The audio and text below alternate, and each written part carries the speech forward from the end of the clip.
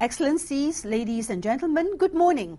It is my great pleasure to join you by video for the opening of this important global dialogue on sustainable development and to share with you an assessment and update of global sustainable development efforts. Allow me to start by thanking the organizers for convening this event at a pivotal moment. Just days ago, world leaders met in New York for the 68th session of the United Nations General Assembly. They made it clear that sustainability will be both the global guiding principle and the operational standard of the post-2015 development agenda.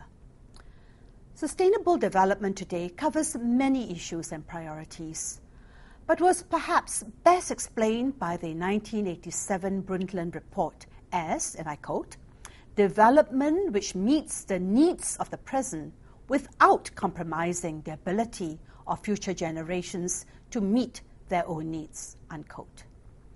The Millennium Development Goals made the reduction of extreme poverty the primary target of global development, with additional goals for social development and environmental sustainability. But despite substantial progress, that work remains unfinished, with just more than 800 days left to the 2015 MDG deadline. We must do everything in our power to achieve the MDGs with a big final push to the end of 2015. At the same time, however, we must acknowledge that the world has radically changed since the MDGs were first agreed.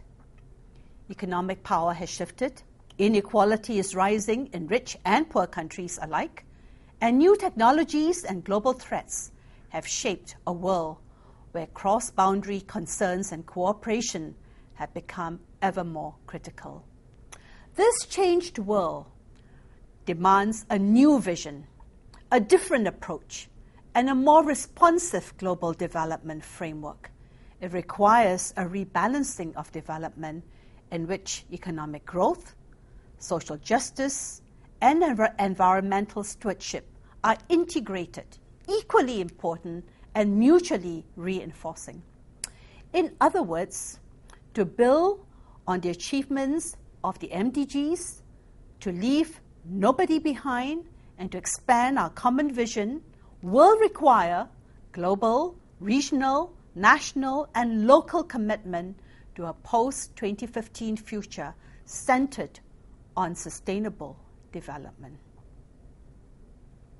Ladies and gentlemen, excellencies, it was the Irish playwright and Nobel laureate George Bernard Shaw who once said, "Progress is impossible without change, and those who cannot change their mind cannot change anything."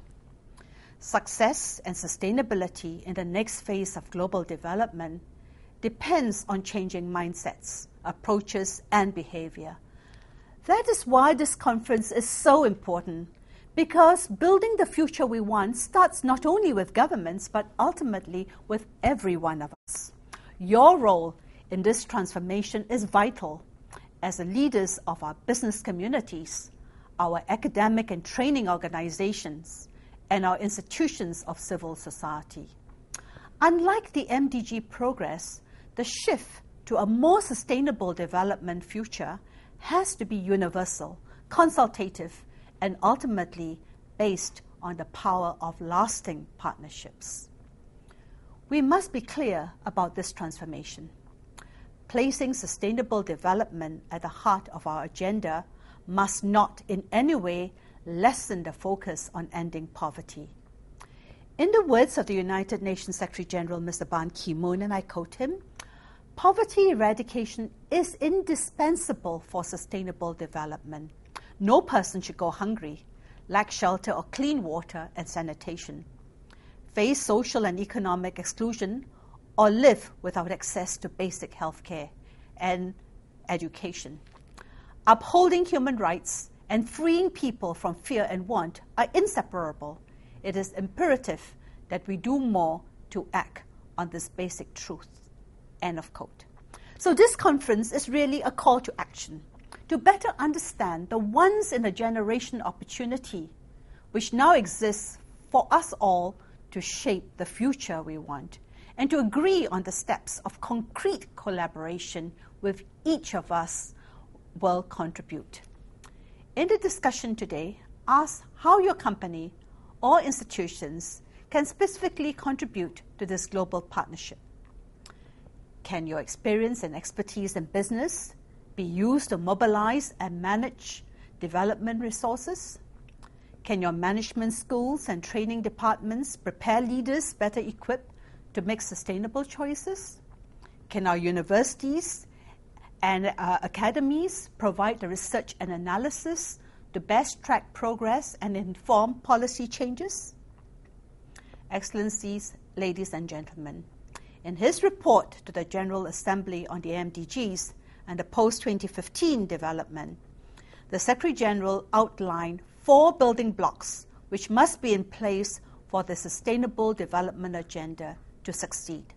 First, a far-reaching vision anchored in human rights and universally accepted values, especially the Charter of the United Nations, the Universal Declaration of Human Rights, and the Millennium Declaration.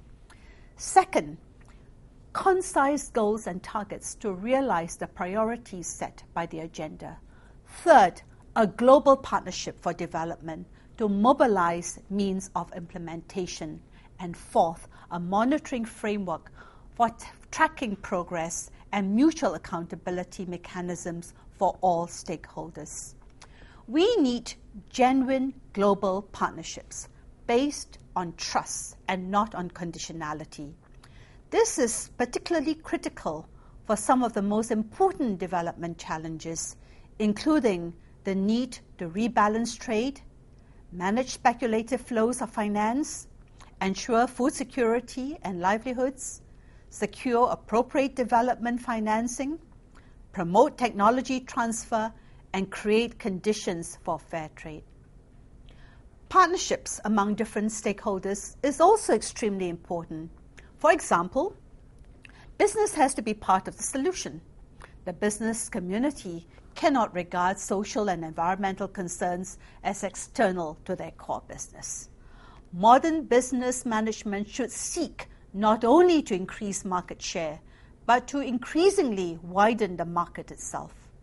In an age of diminishing resources, falling demand and shrinking revenues, the interests of our bottom billion are the interests of business bottom line. We cannot afford to race to the bottom on labor standards, industrial safety, or environmental protection. We cannot allow loss of lives of workers or for toxic pollution to simply be shifted from developed to developing countries.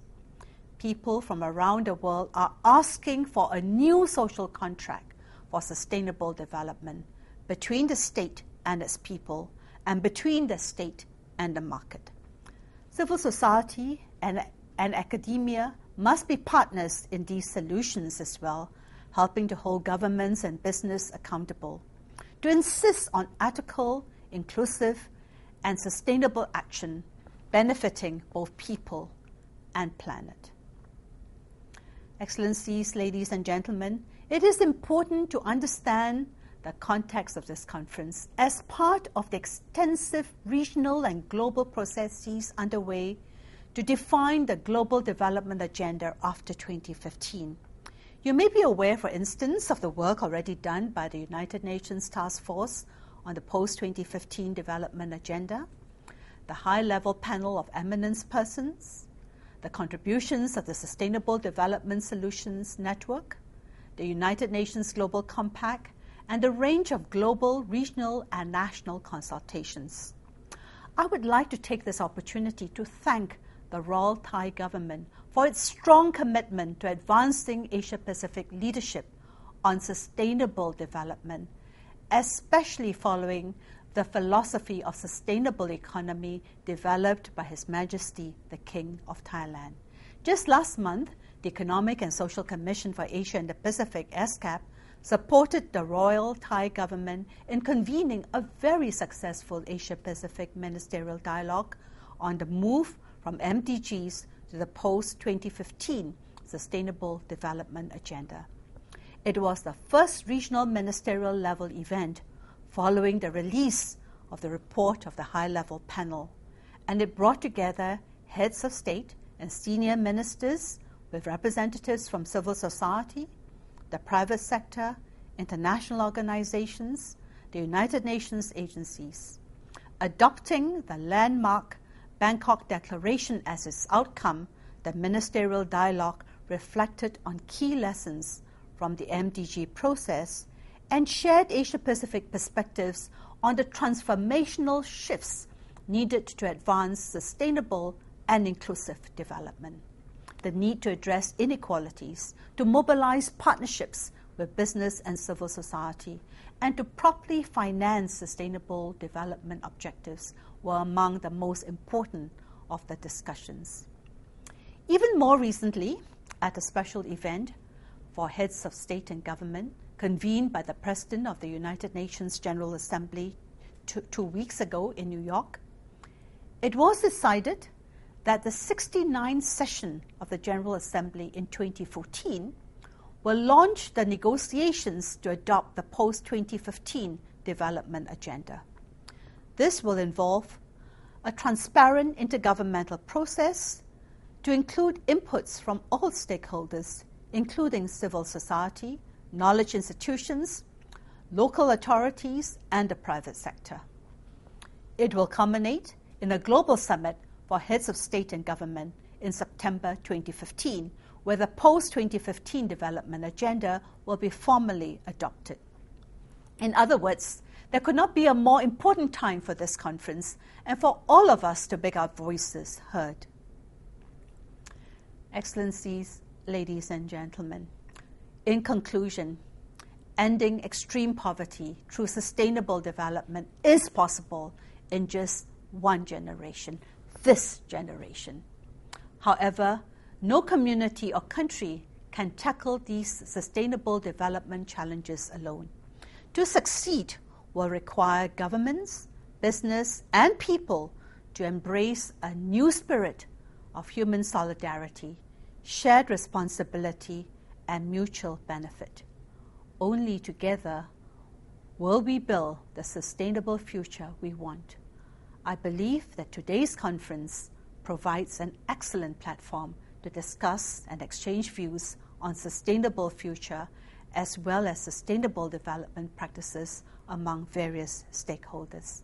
Let us together create the world of which we can truly be proud, for ourselves, for our children, and for generations yet unborn. I wish you the very best for the conference and look forward to your conclusions, recommendations, and partnership in building the future we want. I thank you.